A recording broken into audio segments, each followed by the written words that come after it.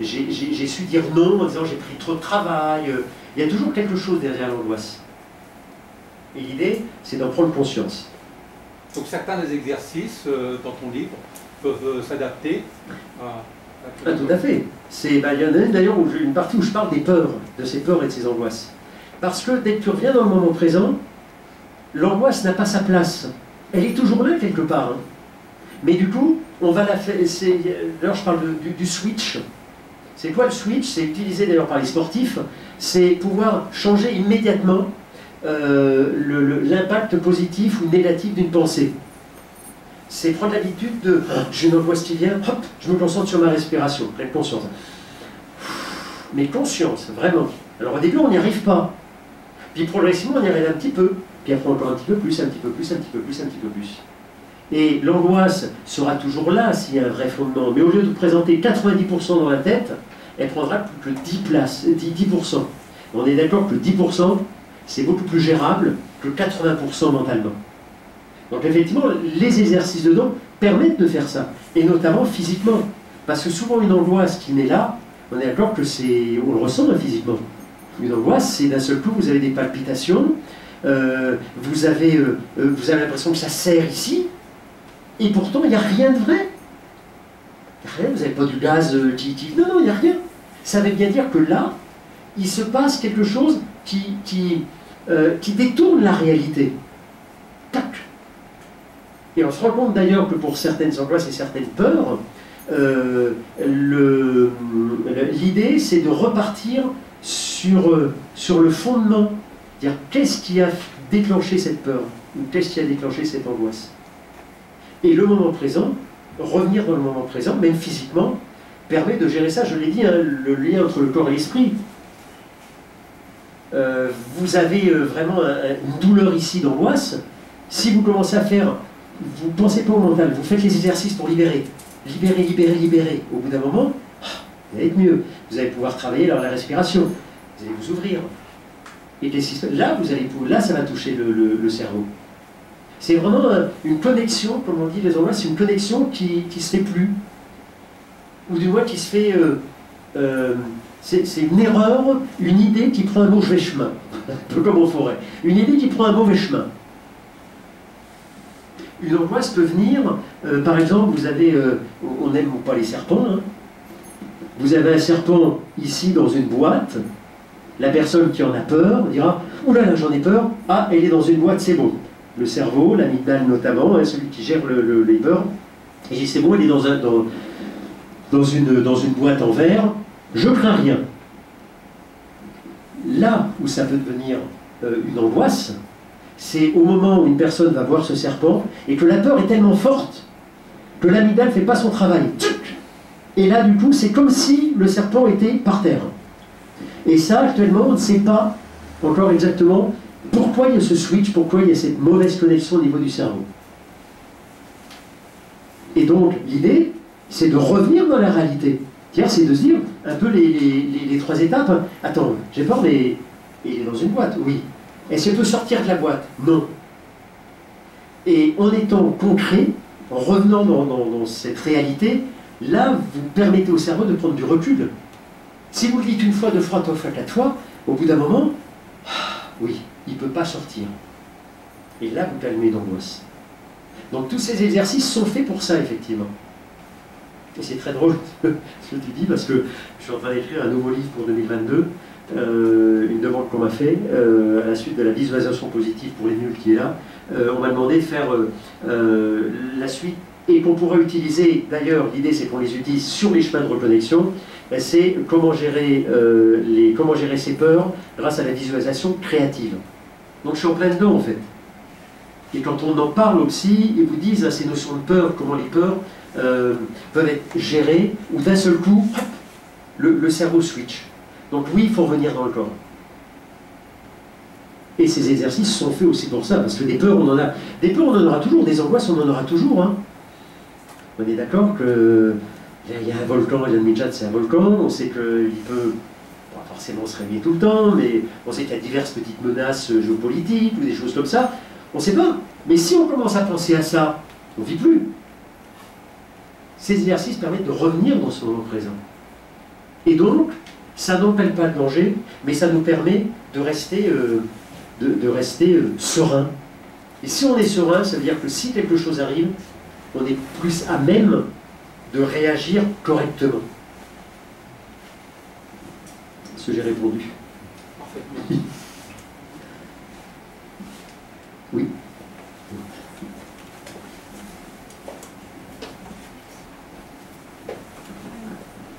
Merci.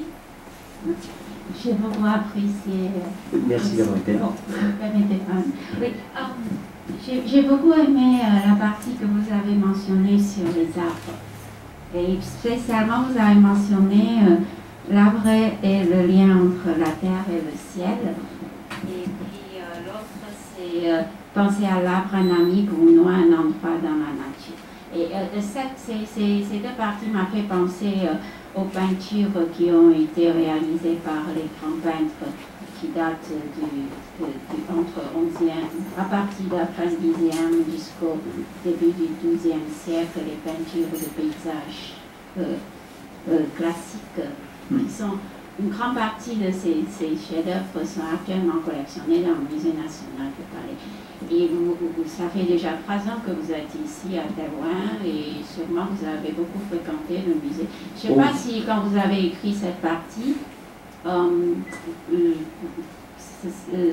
les œuvres, les peintures de paysages qu'ils ont, ça vous a aussi donné un peu d'inspiration parce que on est actuellement au 21e siècle, mais ce que vous venez de mentionner pour moi, c'est comme on est retourné au 11e siècle.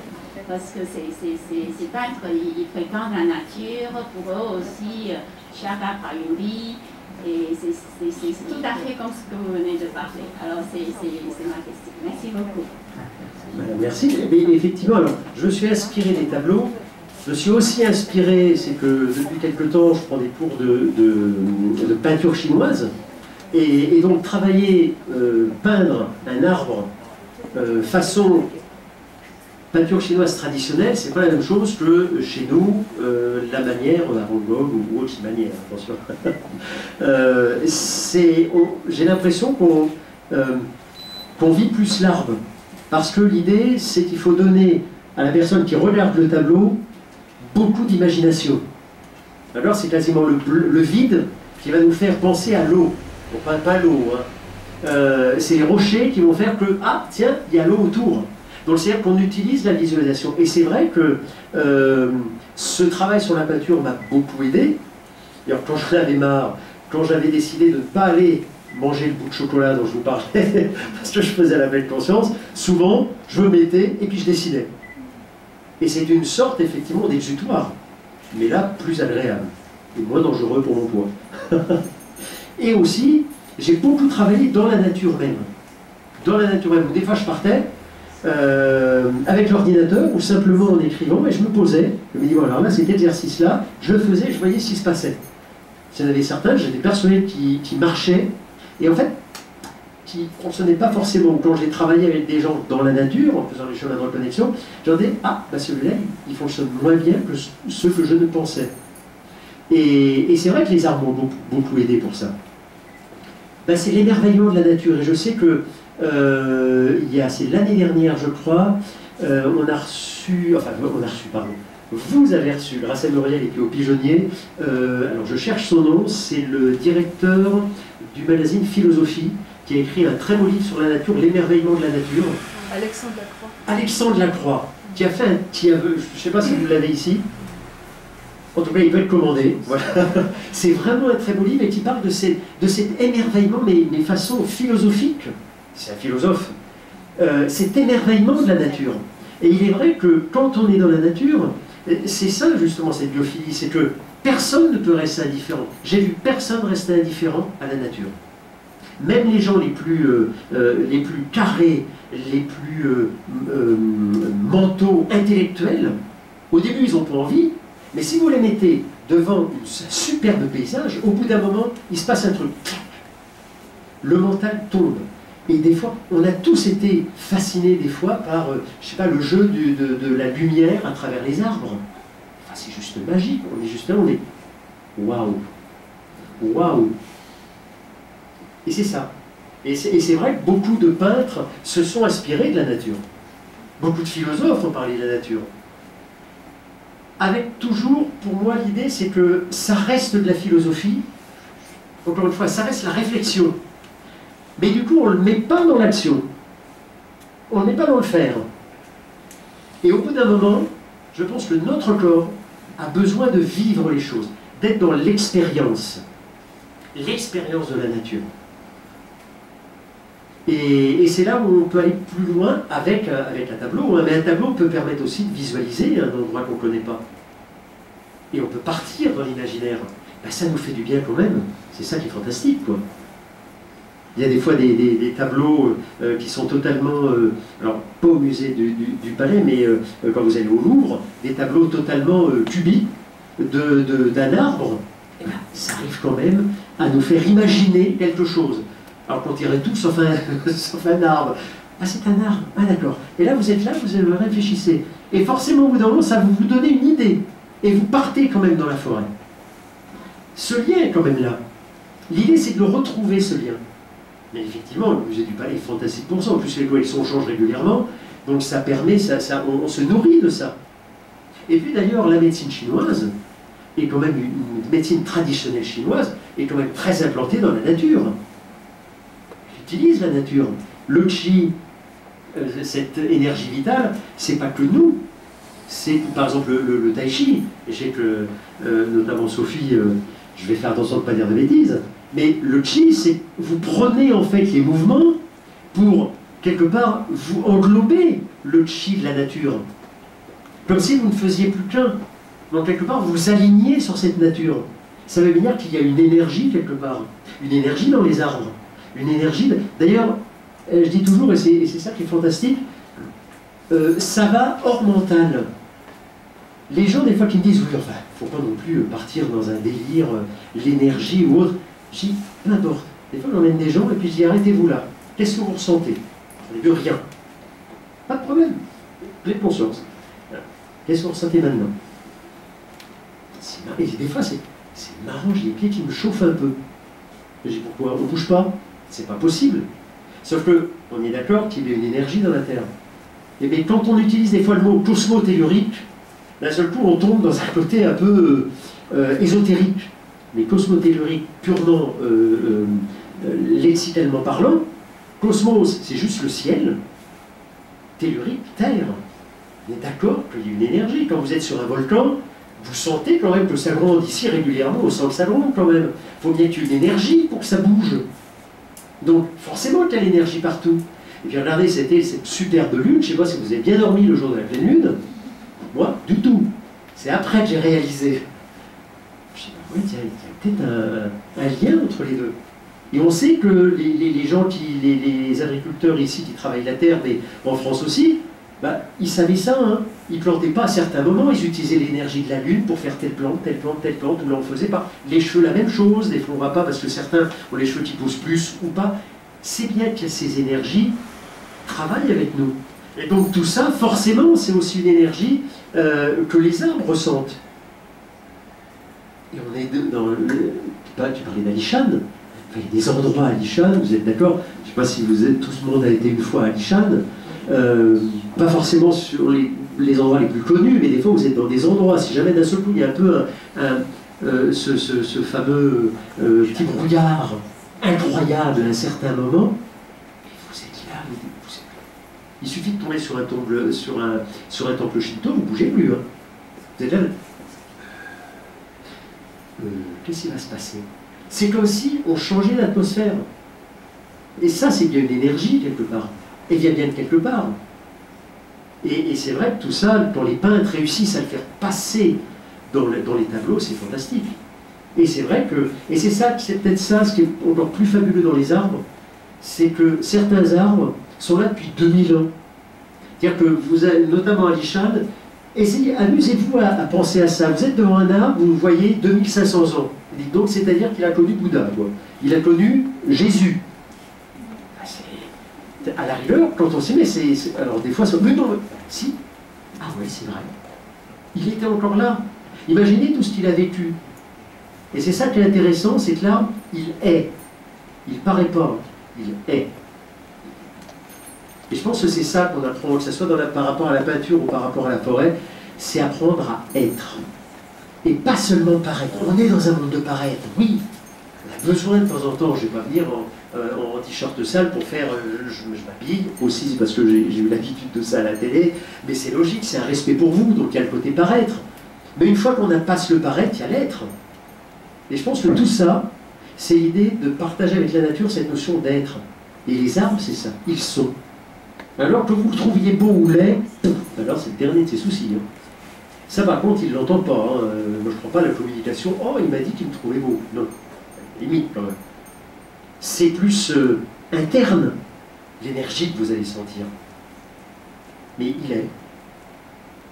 Et c'est pour ça que, pour gérer le stress, vous pouvez le faire ou devant des tableaux, mais également même dans Taipei. C'est tellement fantastique. Enfin, une ville construite au milieu de la forêt tropicale.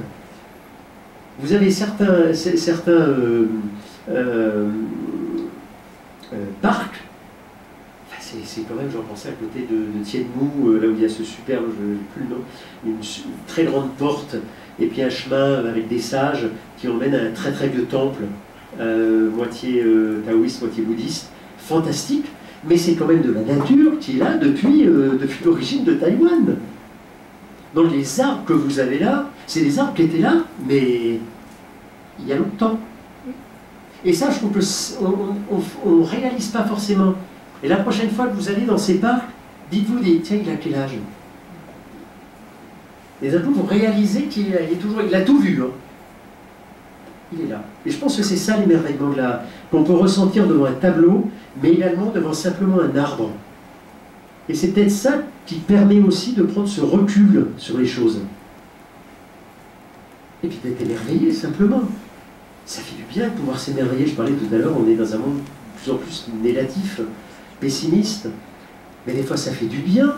L'idée, c'est pas de l'être tout le temps hein, dans cette notion de pleine conscience ou dans cet optimisme, c'est pas un optimisme béat, c'est simplement se dire, attends là j'en ai marre, là, stop, maintenant je me pose, et je regarde quelque chose de beau. Et les arbres, ils sont partout, hein, partout ici en plus. Et même à Paris, hein, des fois je me souviens de m'arrêter, de regarder un arbre, tout bouger autour. Hein. Alors les gens, des fois, ils se demandaient ce que c'était. Ici à Taipei, personne ne me le demanderait. Hein. Paris, on sait un peu. Qu'est-ce qu'il fait? Grave, hein. Les gens qui vont le croiser, je ne reverrai jamais. Ils sont posés à des soins, alors à mon avis, ils m'ont pris pour un illuminé, et alors? Ou ils se sont dit, je ne comprends pas, et puis ils sont passés à autre chose parce qu'ils pensaient à 10 000 choses. Amusez-vous, ça vous passez dans un arbre, l'idée même de le toucher. Simplement, vous savez pourquoi le toucher? Parce que si vous avez des pensées parasites, vous touchez l'arbre, alors où vous pouvez ressentir l'énergie selon ce que vous savez, mais simplement prendre conscience de l'écorce. C'est-à-dire dire, est-ce que c'est rugueux, est-ce que c'est doux? C'est ça la pleine conscience aussi. Hein. Parce que du coup, vous êtes en train de donner à votre cerveau un moment de pause. Et c'est ça qui est important. Et c'est ce qu'on appelle la concentration sur l'objet neutre d'ailleurs. C'est une méditation bouddhiste. D'ailleurs, je l'avais amené. J'avais fait ça avec un maître tibétain et il nous donnait ça. J'ai toujours avec moi. Pour se concentrer dessus, sur l'objet.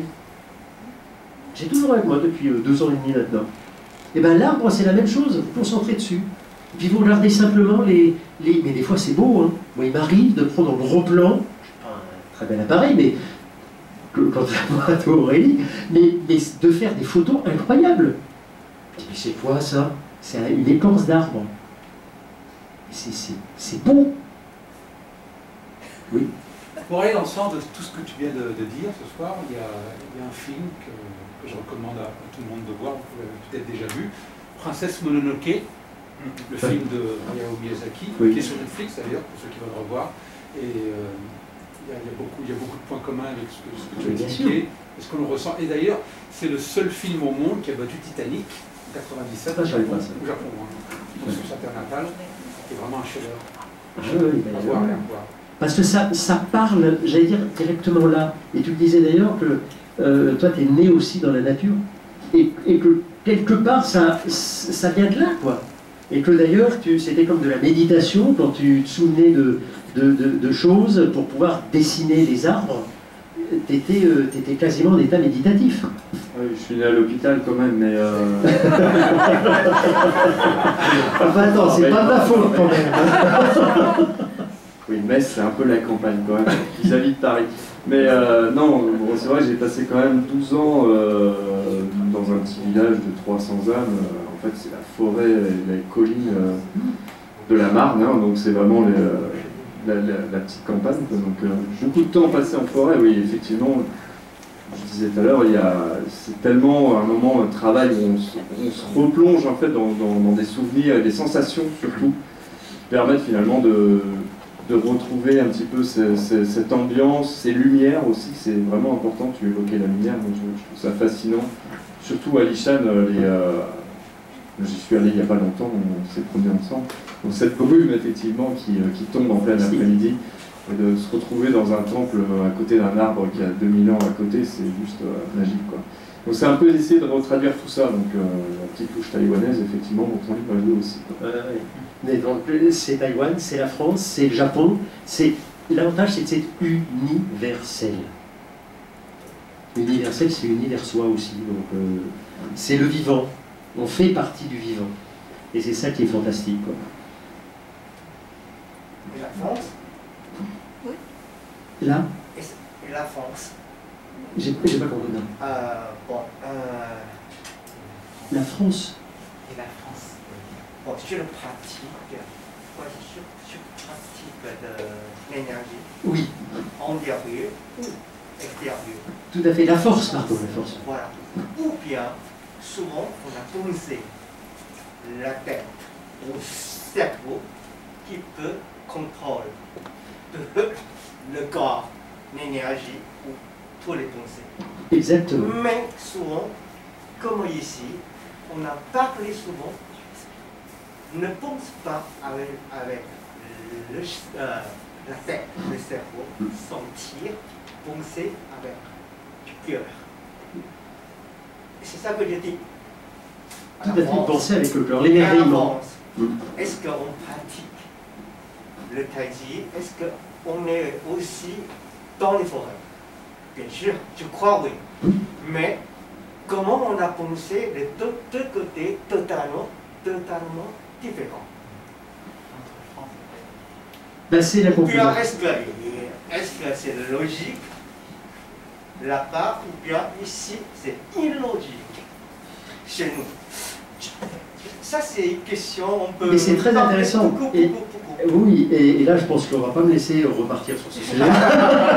Mais juste pour répondre en 1 minute, mais c'est très intéressant parce que c'est aussi par rapport aux cultures. Par rapport aux cultures. La nature est toujours le point central, et après c'est selon les croyances de chacune des cultures qu'on va effectivement travailler plus